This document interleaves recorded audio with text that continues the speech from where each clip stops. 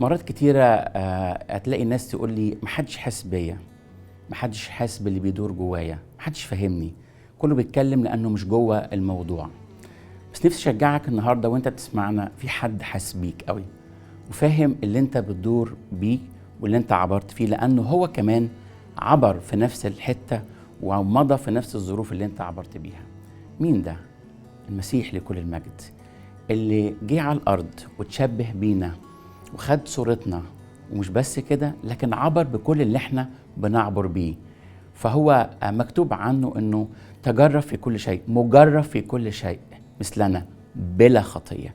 الحاجة الوحيدة اللي مش زينا فيها ان هو ما اخطأش، هو بار وقدوس.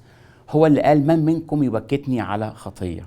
وهو الوحيد على فكرة اللي عرف يقول الجملة دي، لأنه بلا خطية، لأنه لم يعرف خطية ولم يفعل خطية. هو قدوس وبار. بس الحقيقة هو عبر بكل اللي احنا بنعبر بيه. هو تألم وجرح وظلم وشعر بالخيانة والغدر وبالترك والإهمال مرات من اللي حواليه. عند الصليب قال للتلاميذ كلكم هتسيبوني، كلكم هتفرقوا عني، بس أنا لست وحدي لأن الآب معي. نفسي أقول لك النهاردة هو بيقول لك أنا حاسس بيك، أنا شاعر باللي أنت بتعبر بيه، شاعر بظلم وقع عليك، بحد أساء إليك، شاعر بوحدة وترك. وهو قال أنا حصل معايا كده. هو حاسس بيك، مش بس حاسس بيك لكن كمان هيعينك. اسمع كده الآية دي: وفيما هو قد تألم مجربا يقدر أن يعين المجربين. هو يقدر يعينك، هو حاسس بيك ويقول لك أنا معاك في نفس الحتة.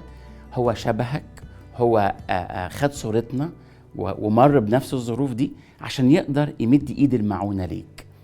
شاعر انك انت اترفضت، هو رفض. شاعر بالخزي والعار. هو على الصليب بيقول عنه النبوة: العار كسر قلبي فمرضت. هو شاعر باللي انت بتعبر بيه ومتألم معاك، وكمان هيعينك، هيمد ايد المعونة ليك، هيجي يطبطب عليك ويشجعك، وهيجي يمسك بايديك ويعبر بيك لأنه حاسس بيك. انت مش لوحدك في الحتة ديت. هو بلا خطية، قدوس وبار، لكن عبر بمشاعرنا، عبر بألمنا. تعرف حتى لو انت جسديا بتعدي بأوقات صعبة، بص على الصليب كده، شوف على الصليب كيف تألم جسديا ألام رهيبة جدا وقاسية للغاية.